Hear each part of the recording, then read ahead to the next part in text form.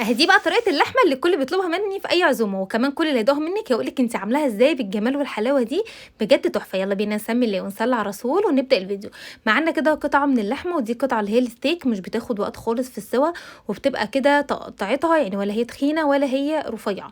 وبعد كده بابشر عليها بصلة، وبابهر البصلة دي بملح وفلفل أسود وبهارات، مش أكتر من كده. باقلب الأول بصل كويس جدًا، جدًا، وبعد كده باتبلها بقى قطعة، قطعة كده، وبتقعد في التتبيلة باسيبها حوالي مثلًا نُص ساعة أو ساعة. لو أنتِ مش مستعجلة ممكن تسيبيها ساعتين عادي. سِبتها كده حوالي نُص ساعة، وبعد كده بقى جبنا طاسة، ما تبقاش الطاسة دي غير لاصقة يعني، وحطيت فيها معلقة سمنة صغيرة مش كبيرة، وأهم حاجة الطاسة دي معانا تسخن جدًا. بعد كده هانزل بيها في اللحمة كده، عايزين اللحمة هنا تاخد كده صدمة، وهنا بقى مش عايزة أهدّي البوتاجاز، عايزين البوتاجاز زي ما هو كده عالي.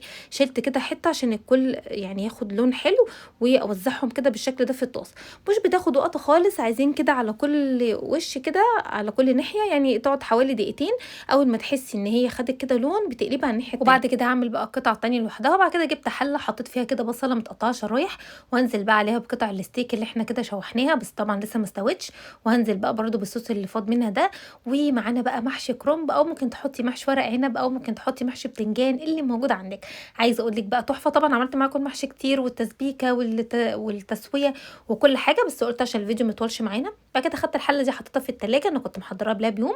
وتاني يوم بقى جبت مَيّة مغلية حطيت فيها معلقة من السمنة، ومعلقة من الصلصة، وملح وبهارات محشي، بس كده. وهنا بقى المَيّة مش بندّي لغاية الوش الأخير في المحشي، لأ، بتبقى الطبقة اللي هي قبل آخر وش. وما شاء الله بقى كان استوى كده وبقى حلو ومفلفل. وجبت بقى معلقة سمنة بلدي كده حطيتها، واديت كده تقليبة بسيطة خالص، وهنا خلاص بقى كان اللهم بارك تحفة.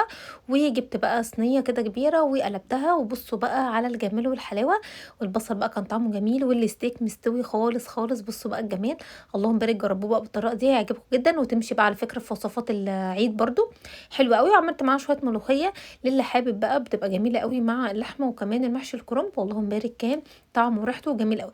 جربوه بقى بالطريقة دي وقولي ايه رأيكم في التعليقات. وما تنسوش بقى لايك الفيديو واشتراك في القناة او في الصفحة، وتفعلوا زر الجرس عشان يوصلكم ان شاء الله كل فيديو جديد. والسلام عليكم ورحمة الله وبركاته.